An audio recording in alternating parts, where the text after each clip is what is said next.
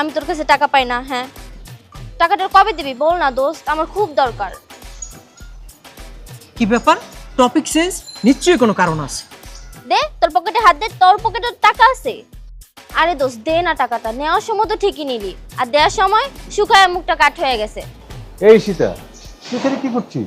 আসসালামু আলাইকুম আঙ্কেল। ওয়ালাইকুম আসসালাম। এই তোমরা কি ঈশিতার সঙ্গে পড়াশোনা করো? হ্যাঁ বাবা, আমরা একসাথেই পড়াশোনা করি, তাই না রে? জি আঙ্কেল। এই তুই কি যেন বলছিলি টাকার বিষয়? ও হ্যাঁ বাবা, আমি ওর কাছে টাকা পাই, তো ভাবলাম ডেকে টাকাটা নিয়ে নি। কি রে, টাকা দে। এই ছেলে, আমার মেয়েকে তোমাদের কাছে টাকা পায়? না মানে না মানে মানে করছো কেন? তোমাদের কাছে কি টাকা পায় আমার মেয়ে? জি আঙ্কেল। তাহলে টাকাটা দিয়ে দাও। দে টাকা। আমার কাছে তো টাকা নাই। ওই, তোরে আমি চিনি না? হ্যাঁ, আমি জানি তোর পকেটে টাকা আছে। বাবা, আমাদের বন্ধুদের ভিতরে সব থেকে ছেঁচড়া ও। আমি জানি বাবা ওর পকেটে টাকা আছে, তুমি চেক করে বাবা দেখো দেখো। এই পকেট থেকে টাকা বের কর। কি হলো, শুনছো না আমার মেয়ে কি বলছে? বের করো, টাকা বের করো। দোস্ত টাকা পায়, দিয়ে দে না। আমি তো জানি, দিয়ে দে।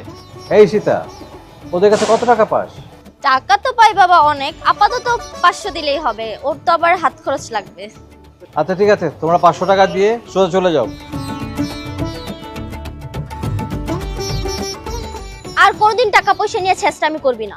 টাকা পয়সা নিলে ঠিকঠাক শোধ করে দিবি, দেখবি বিপদে পড়লে আবার পাবি।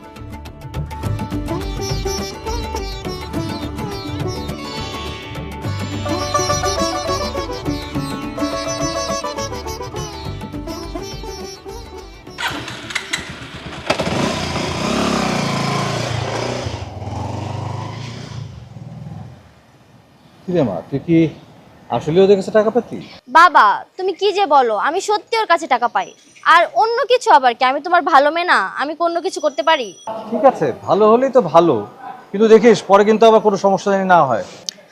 না বাবা, ঝামেলা হবে না। তুমি জানি কোথায় যাচ্ছিলে, যাও, আমি যাচ্ছি বাসায়। ঠিক আছে, তাড়াতাড়ি চলে আসিস। আচ্ছা বাবা।